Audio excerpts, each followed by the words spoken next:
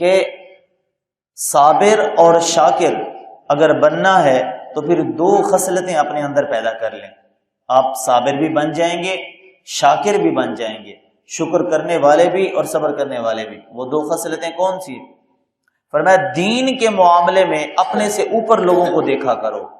دین کے معاملے میں اپنے سے اوپر لوگوں کو دیکھا کرو. مثال کے طور پر میں کم نماز کیوں پڑھ رہا ہوں، وہ تو زیادہ پڑھ رہا ہے. میں تلاوت کم کرتا ہوں، وہ تلاوت زیادہ کرتے ہیں. میں روزے نہیں رکھتا، وہ تو روزے رکھ رہے ہیں. مجھ سے عبادت میں، اطاعت میں، معاشرت میں، حسن اخلاق میں، عشق الہی میں، عشق رسول میں وہ مجھ سے بڑھ کر ہیں، میں کم کیوں ہوں؟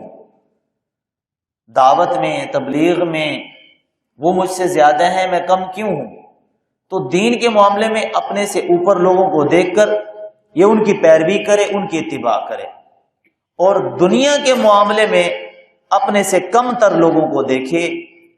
اپنے سے کم تر لوگوں کو جب دیکھے گا تو اس کی زبان پہ کلمہ شکر ادا ہوگا.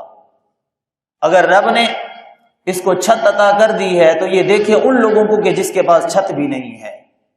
اگر رب نے اسے سائیکل جیسی چھوٹی سواری عطا کی ہے تو یہ دیکھے ان لوگوں کو کہ جن کے پاس وہ سائیکل کی دولت بھی نہیں ہے. اگر رب نے اس کو موٹر سائیکل کی دولت سے نوازا ہے تو یہ دیکھے ان کے پاس کہ جن کے پاس یہ دولت نہیں ہے. اگر رب نے اس کو کار دی ہے تو یہ دیکھے ان لوگوں کو کہ جن کے پاس کار نہیں ہے. اگر رب نے اسے اچھا خاصا گھر دیا ہے تو یہ دیکھے ان لوگوں کو جو گھر سے بے گھر ہیں.